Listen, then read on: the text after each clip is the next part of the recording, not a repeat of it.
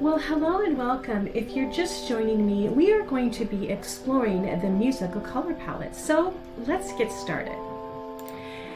Everyone learns music in a different way, and you learn music in a way that is unique to you, just as unique as your fingertips. We all learn music orally, visually, kinesthetically, or a combination of all of those three. And really what that means is it's how we hear, how we see, and how we feel music. So today we're going to be focusing primarily on the feel. We can see our music in a new way when we become aware of our fingertips. And this is why we use the musical color palette. And in the musical color palette, each of our fingers represents a different color. If you're new, hello, I am Monta Monique, a founder and creator of MoveOverMozart. We are an online music community where we learn technique, repertoire theory, sight reading, and ear training.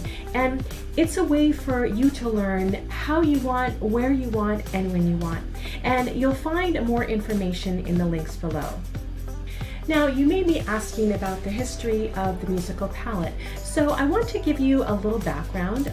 During my studies at the Royal Academy of Music in London, part of my research included researching the philosophy called the touch by Marie-Géal.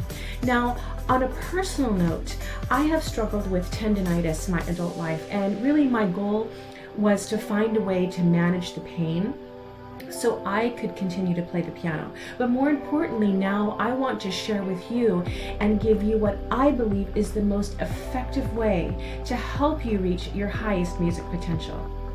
Now, let's get into what is the musical color palette, and let's see, what does that look like?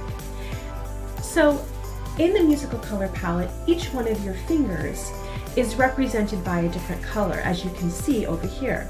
And each of your fingers has its own unique fingerprint. And so when you press your finger to the key on the piano, depending on the direction, how you place your fingertip on the piano, your finger may move from heavy to light or light to heavy.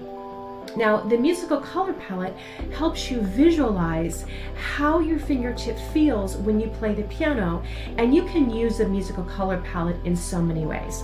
So let's take a look and see, what does that look like at the piano?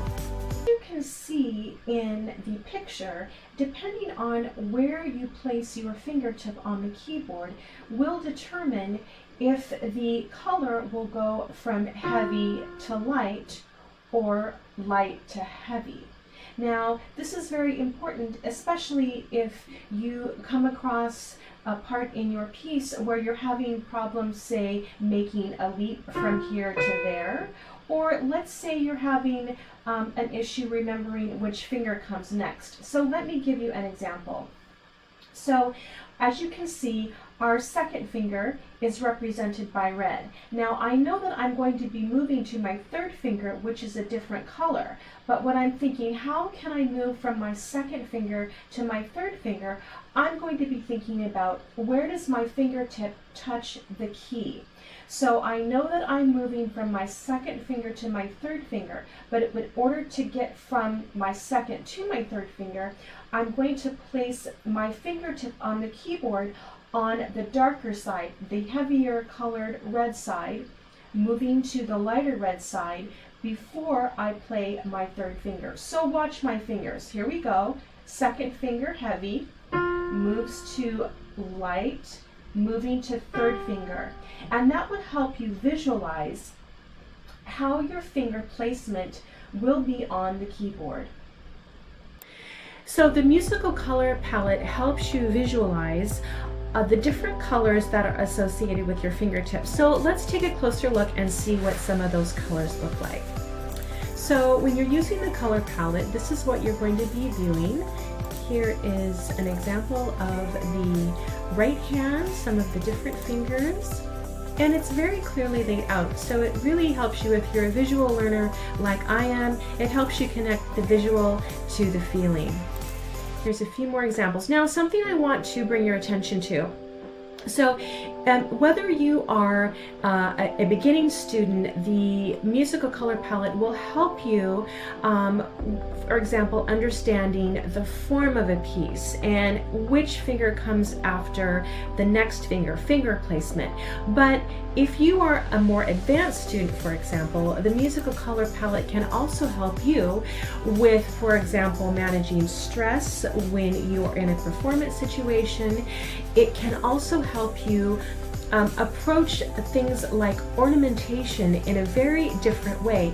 And also, if you are a pianist who maybe took a break for a while and is coming back, and you want to make sure that you're going to be able to manage the pain when you play the piano, the musical color palette is a great way. I promise you, it can really help. So while you're waiting for your next lesson, I encourage you to check out some of the freebies, and don't forget to click the notification bell so you don't miss your next lesson.